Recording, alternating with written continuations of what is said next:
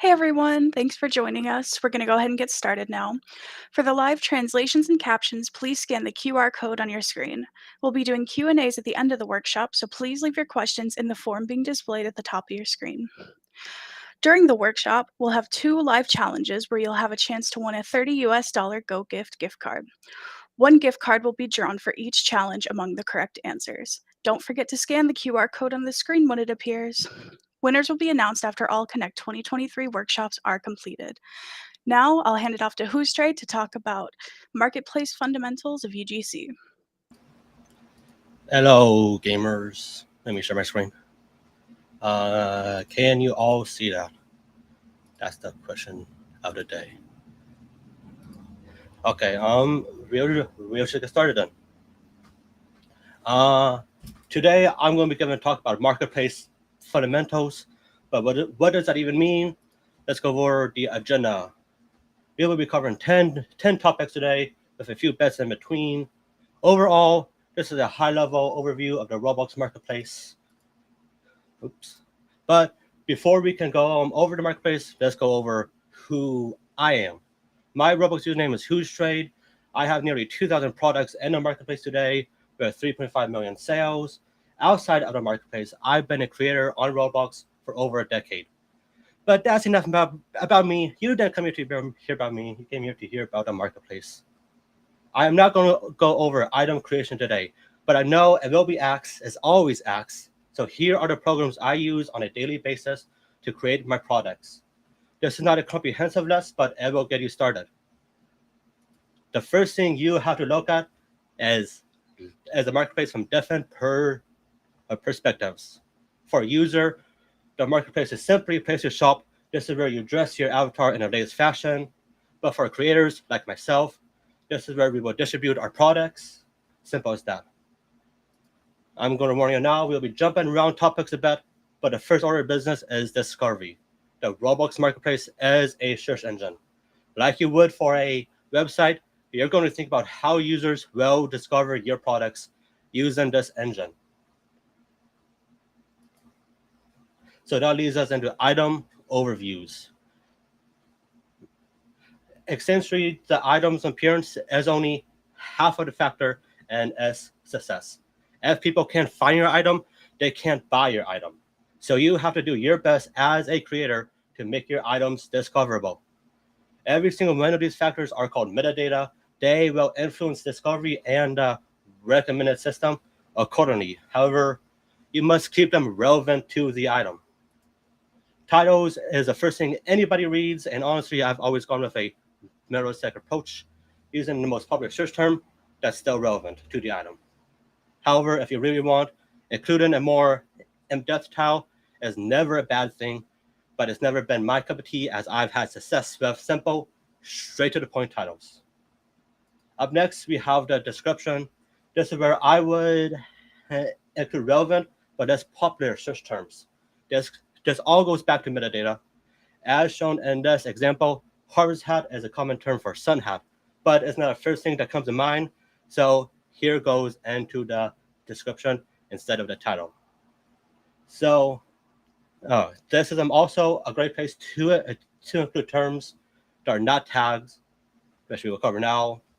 Tags are a unique system to the marketplace on Roblox. You can include up to 5 tags, and you will use all 5 slots. These are not user-facing, but that does not change the golden rule. Keep them relevant. Here are some common things I look for when tagging items. Item type. This is obviously a hat. Style is perhaps the hardest to pinpoint, but in this case, I went with sporty. Synonyms. Different words that mean the same thing. Cap and hat are indeed different words, but they have the same meaning to a large majority of users. And then primary color, I stick to one color tag unless the item is evenly split into multiple colors. But now we piece this all together. Descriptions and tags should be answers to questions. This is not a comprehensive list of questions, but you should consider all these questions. Where would you wear the item? You wear a swimsuit to a beach at a vacation. When would you wear it? Santa hats are worn during holidays, especially Christmas. But you have to state the obvious to get that metadata. And then what activity would you do while wearing a football helmets or worn during a sports game? And it's really that easy. But now it's just a quick sidebar. Don't use custom characters when you're naming your items. These do not count as just a normal letter off of your keyboard. Such as the example, if I were to search cute kawaii heart goggles, this item would not be the top result because the C on my keyboard is not the same C as this custom font. That's not great for discovery. Titles are important. Our next fun topic, types of players. When you're deciding what UGC to make, you should really think of who is this accessory for. There are two extremes when it comes to Roblox, with a whole bunch in the middle. Players who want to look like they do in real life, and then players who want nothing to do with reality. They want to be what they can't be in real life. So the natural question, which is better? Truthfully, they're both great. Two of my best-known items are on opposite ends of this spectrum with nearly identical sales. Obviously, glasses are found everywhere, but wings, nobody has wings in real life, especially wings with a rainbow outline. But that's the beauty of Roblox. You can express yourself in any way you could ever want. Here's a big jump. We're going to go into TikTok marketing. This is the primary form of marketing I use every day.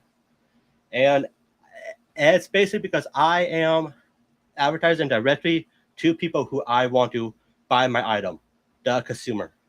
TikTok does a great job at connecting videos to relevant viewers. That's one of the reasons why it's my top pick. But anyways, this first example went pretty viral, 2 million views in a series, and that's all because the topic was great. Anybody could have made this video and got 2 million views because the idea was a surefire hit. But did it actually help? Well, you can see that it generated just over 6,000 sales in total between the two items. That's a pretty low conversion rate. However, that's the nature of viral hit videos. They have huge diminishing returns per view. But who's going to be upset at an extra 6,000 sales? Then we'll move on to the next example. This one got much less views, but generated a higher conversion rate of sales. The video was a simple overview of a mildly interesting item I created, a realistic soda can, and that's because viewers of the video were just higher quality viewers. Not all viewers are the same. This often happens with videos with less views. And it stays within the niche better, and that's why I'm not deterred by lower view videos, because they're actually pretty solid per view, and the time to create a video is very short with no direct out-of-pocket expense to do so. Lower view videos are just part of the process that have many intangible benefits that don't materialize instantly, but are very important to the overall machine. Overall, I only suggest TikTok marketing if you have a genuine pre-existing interest in video content creation. If you force it, it won't be good. It's simple as that. But here are some general tips if you do want to start. Be authentic and be yourself. Viewers resonate and connect to people, not faceless brands. Their support might not always be obvious, but they do carry across platforms, albeit in smaller numbers. The second tip, don't lie to your viewers' reviews. This is a great short-term hack because anybody can get 1 million views if you lie to your viewers. But these numbers are empty because they're sold on a lie, not on you as a creator or personality. They don't actually benefit you at all, and they definitely will not drive long-term sales or brand loyalty. And then the last tip. Ideas are king. Anyone could have made this video I shown earlier. It was idea and not the fact that I made it. You would have gotten the same result. So do not worry about how many followers you have, how many views your last video got. Ideas are always the best thing about videos. But that's enough TikTok for now. Let's move to a very appropriate topic. Maintain realistic expectations. I would love to say UGC is smooth sailing with no bumps, but that's frankly not true. I have hundreds of items and not even earned their upload feedback yet. For context, content creators like yourself 750 Robux to upload a single item. On top of those, I have dozens of videos that have drove no sales, got low views, but I'm still here making items and videos. Why is that? Any guesses? Well, that's because I lied to you. It's misleading. Yes, as of today, I have hundreds of items that have not earned a cent. But UGC is not a cent. This is an ongoing endeavor. You need patience and a marketplace. And every item, including those cherry-picked worst of the worst examples, even they're eventually going to be profitable. Obviously, my expectations were higher than breaking even in 3 months. But on the other side of the coin, after 3 months, it's all profit until the end of time. Okay, now for a deeper dive. Let me get a drink of water first. Okay, yes, 7 months to make profit does not sound appealing, but this is a very small, narrow tunnel vision view. We have to take a larger view at a creator's entire catalog. Like myself, I have 2,000 items, and there's a compounding sales effect once the catalog scales up. For example, my top 10 best-selling items account for a minority of my overall sales, but this is actually healthy though. This means I have a very diverse catalog and less compared to the top 100 items now. So once you scale up to my top 100 items, the sales triple my top 10. Well, no duh, 100 items are better than 10 items. However, look at the average sales per item. They dropped by over 70%. But the overall sales still triple. That's the beauty of compounding sales. Each item can generate significantly less sales, but the overall catalog continues to grow in the process. Then we'll scale up to my top 1,000 items. This is obviously a much larger scale. The average sales drop again by 84% this time. But look at the total sales.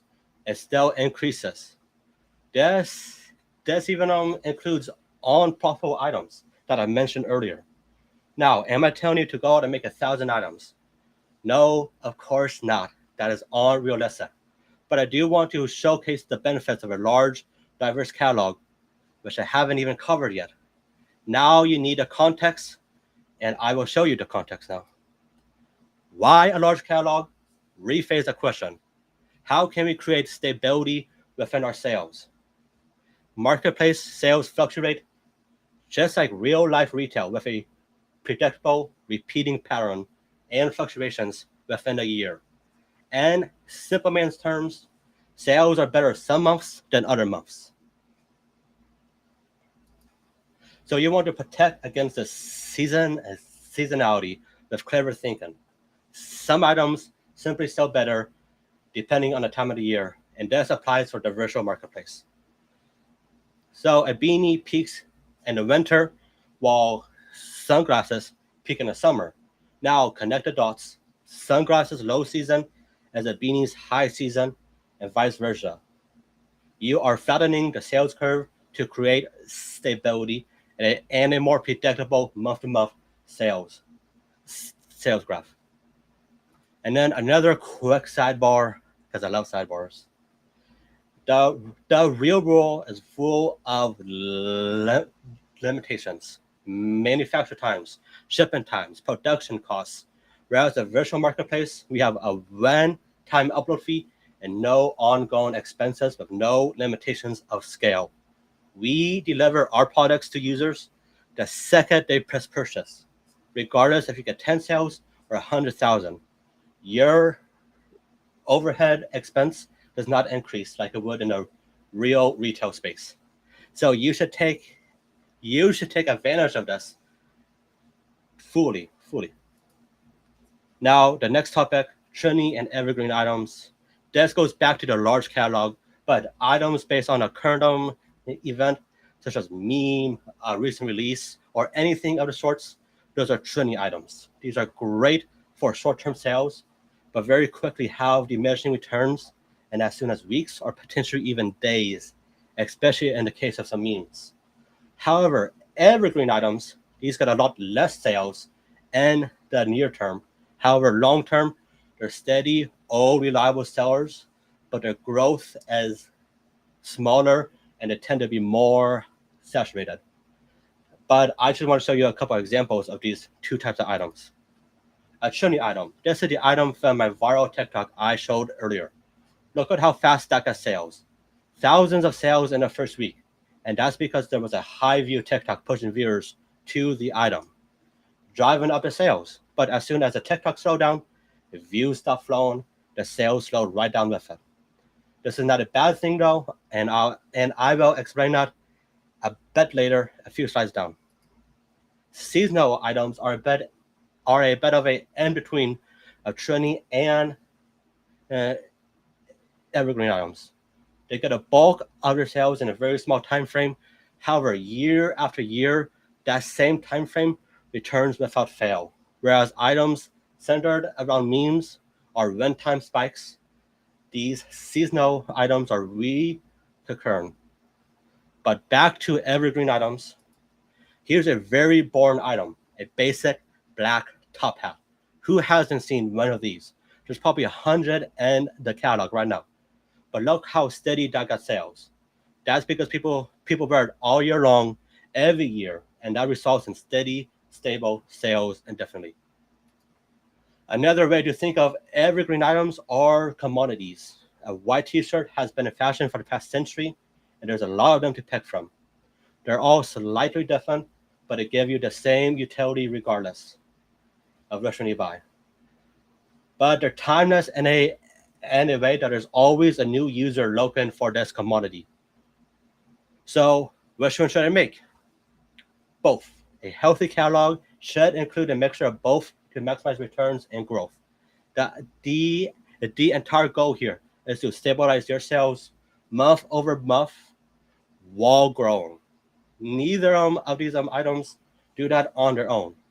The trendy and seasonal items provide growth, while the evergreen items provide stability. So you really need both of them to have a healthy, growing catalog. Now a boring math topic. Decimals matter. You, the creator, only earn 30% of what your sales generate. Given this low revenue share, you naturally want to maximize those sale prices for earnings. Here as an example. These items are priced differently. However, they earn the same amount of revenue, and that's because of decimals. Use them to your advantage. Lower prices are better for the consumer. And if you gain the same amount of revenue, there's this is a win-win for both the creator and the user. Here's a chart of some automized prices, but as you can see, the prices that most people are going to think of as the best price are not actually the best price. 20, 30, 35 are not ideal prices, even if they're nice round numbers. And they're unfortunately working against you, as well as a few price floors, as you can see, that don't allow for the best price. Now, our last topic of the day, limiteds. But before I go into details, I have to give you a high-level overview. Limiteds have a predetermined number of stock upon release. This could be 10, 100, or 10,000.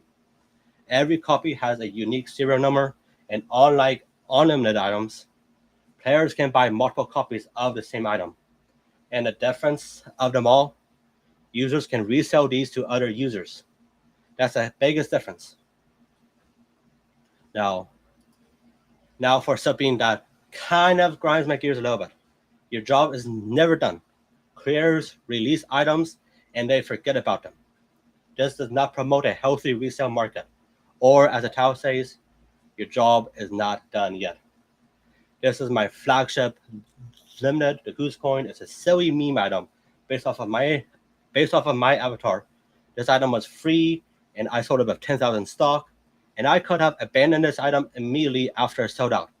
But then the price would have been very, very cheap. And it is, against your best interest to have cheap items. And I've promoted this item several times after launch, And as you see, the price spikes, but look at where the price settles. It's always higher than the previous peak. And because of this free item, as you can see, it peaked at 1,000 Robux, and that's very good for your brand as a creator. You have profitable items. But why should you even care about the resale market? The first one is pretty obvious. You make money. You earn 10% of each resale, which means a higher resale price, the more you make, or the more sales volume you have, the more you make. Now, the next point, players are much more picky when it comes to limits than they are on unlimited items. They're viewed as investments, and even if players buy them without looking for a profit, they obviously don't want to lose money. And users want serious creators who truly care about what items they release. So here are two little cycles of players who regularly buy limiteds. I'm not talking about one-offs. I'm talking about users who actively seek out limited items to buy. These are the casual users who are looking for bang for the buck. They buy an item for 100 Robux, wear it for a month, resell it, and recoup maybe half their money. That is a steal for them. They don't care about profit. They want anything in return because of their small budgets. Reselling allows them to change their avatars more often with new, fresh items. But they won't be upset if they made a profit, of course. But the next slide, the traders. These are high budget users who buy multiple copies of your items with the catch. They eventually want to cash in on a profit. They will do research on items, but more importantly, creators like yourself. If a creator has a historic trend of profitable items, traders will seek not only their old items, but their new releases as well. And these users usually only sell under two distinct conditions. A, the item has made a healthy profit and they're happy to cash out. Or they see an item declining and they lose confidence in the item, or even worse, you, the creator. And if users don't have confidence in you as a creator, they will not invest in your items. Now, our last case study about these items. Here is a very profitable limited of mine that probably should not have been this profitable. Original price of 50 Robux, stock of 3,500, and it's selling for over 400 Robux now. And that's because it meets several conditions. When it is a high quality item, this is not a rush item, not to pat myself on the back too much, but it looks pretty good in general. And two, myself as a creator has a history of profitable limiteds. Some more so than others, but in general, my items don't lose people money, which makes users much more confident in buying my items for long-term investments. And then three, this is something you'd wear in real life. Chain necklaces have always been popular, and it will probably be popular for a long time. Now, a few takeaways. Embrace discomfort. The UGC is a technically challenging thing to learn, especially for beginners. Layered on clothing and bodies are confusing at first, but you'll get a hang of it. Set realistic but challenging goals. I would not set goals based on factors outside of your control, such as hitting 10,000 sales, but rather goals directly controlled by you. Dedicate half an hour a day to UGC. Make a single item every day. Those are both great goals to have. And lastly, respect the users. Don't cheat. Don't lie, because these are the users who keep you in business. Respect them. And then more general takeaways for just everyone. This is a private program. However, anyone can apply to join, or you can just hold out until the public release later this year. Now, being a successful marketplace creator basically comes down to two things: being authentic, reliable, and an overall engaging creator. People who care about what they make and the users who buy their products thrive the most today, and they will thrive the most for later. Now, I'm obligated to give you guys some homework. This, oops. And The quiz should be on the screen now, but what tag is not relevant to the item? I'll give you guys 30 seconds or so to answer that.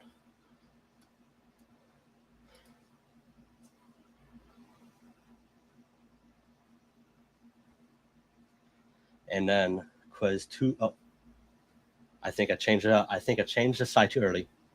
But they're both the same question essentially. What item? What item? What tags are not relevant?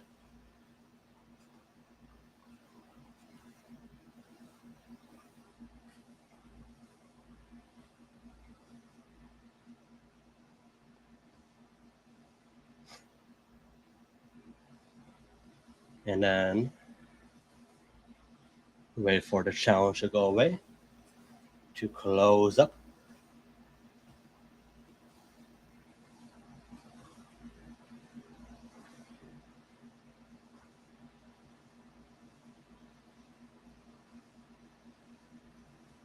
Okay, that's all I have today.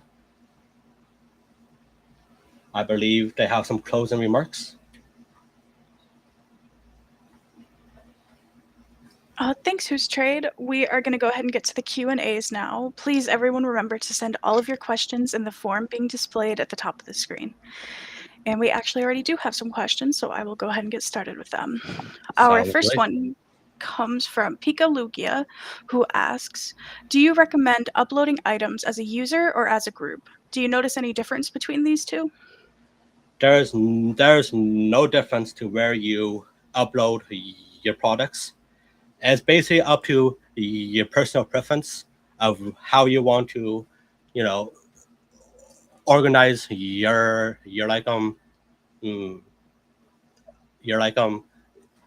items as a whole. But there's no difference. Awesome. And next question comes from one Yukis who asks, do you believe advertising slash a backup following will be needed to get a good amount of sales in UGC? Or can people strive purely from making high quality assets? There are millions of users who buy items, and they are not going away anytime soon. If you make high quality items and you make sure that people can find them, you will always be doing fine as a creator. I do not foresee needing to like spend big budgets to get sales anytime soon. Awesome. And our next question is from the Eternal Dev who asks, in terms of UGC limiteds, how do you think about stock and price? Is there a specific way to understand what price and stock is better for certain items in certain categories? There's no right answer to this because there's just a ton of users who buy these items at both ends of the very very high end and the very low end, and as usually very different users. So they're on both very good, and there's no right there's no right stock, right price. It's just all preference of the creator and what your goals are as a whole. Awesome. Our next question comes from Xander Chanel, who asks, what is the biggest challenge you faced during your UGC career? The challenging part is just getting started. There is a lot to learn, and there's not really that many great resources as of now, but there are like more and more coming um, out by the day. But it's really just learning the tech, which you really have to just do it to learn it. Basically, there's like no way to cheat the system. All right. And our next question comes from Clun, who asks, would it be beneficial to spend a lot of your time and effort in making evergreen items or are trendy items with major detail better? You really need both, but I really think when you're a new creator, there is a lot more to benefit from making trendy items to get the ball rolling faster. But that's not good for a long term view. So eventually you will and have to make both eventually. But if you're like brand new, start with training, and in my opinion. Awesome. And our next question is from TSEM, who asks, can timing of UGC uploads affect your marketing? If so, what's the best timing when it comes to uploading UGC accessories? An example, is it better to upload a lot of items at once or to spread them out over a longer time span?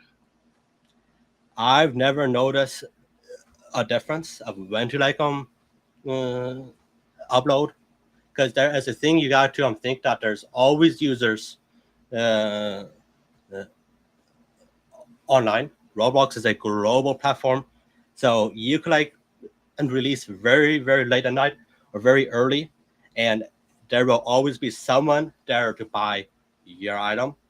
As far as quality of mm, uh, items, I wouldn't hold off on mm, uploading stuff if you can. Just do it, just like them do it as soon as you can, because that's just better in general. Awesome. Next question is from the Eternal Dev, who asks, is doing a free limited something you'd recommend for UGC brand promotion? As you've explained about the coin, but is it worth risking as a creator, and wants to know what are the pros and cons of free items? So I would not do it if you want to make money, because that that coin has not made back as money yet. I had to pay 100,000 Robux to even upload that item, and SM has yet to make that back. But the reason I made it was just for brand uh, awareness. Creators are brands, and I should wanted more people to have their eyes on me and my items. But that does not pay the bills. So unless you have money to blow, I would not do it. It is better to use your money on just you know uh, upload fees for just normal items when you're new. Awesome. And our next question comes from Rainbow1239, who asks, how does layered clothing sell when compared to typical accessories? Layer layered clothing is a very interesting thing right now because it's a pretty, I say, I'm pretty new tech compared to hats. Hats came out 13 years ago, whereas layered clothing is only 2 or 3 years old, and it takes time for users to just adopt adopt these new techs. So um I see them as hats are a lot more profitable now. However, I see that changing as more users adopt 3D clothing, especially when bundles come out later this year. Awesome. And next question comes from DVD Co, who asks, you suggested to spend at least 30 minutes per day for an item. How long do you usually spend daily to create a single item? A single item, it could be anywhere from 20 minutes, 30 minutes, 40 minutes. But I've gotten my workflow down uh, to like a T now. So I do expect a newer creator to spend more time, but I feel 30 minutes is a very possible goal for people to just spend. Whether you're in school, you have work, everyone has 30 minutes to spend a day, just trying to better their skills. in general. Awesome. And the last question we're going to go over for now is from Green Pig XD, who asks, how do you continue to come up with new items and deal with creator burnout? Ideas are everywhere. You if you like go if you just go like out on side, look at what people are wearing, and there's just ideas for days right there. But there's also trends you want to keep track of. TikTok, YouTube, Twitter, any like social media platform always has trends, new like fashion, new memes, everything that are always good for uh, inspiration. As far as burnout, you just need a healthy working flow. You don't want to work too much where you're just tired at the end of the day. So it's basically just uh, as I'm basically just like learn what your limits are, and just don't pass them to prevent burnout. Just like do not like crunch. It's just not healthy for you. Just have a good work-life balance. Awesome. Well, thanks a bunch, WhoseTrade, and thank you everyone for attending Connect 2023. We're going to go ahead and wrap up now. I hope that everyone had a great time. In the next few days, keep an eye on your inventory for the varsity jacket, and if you were selected to win a Go Gift gift card, you'll get a notification in the coming days as well. Thanks, everyone.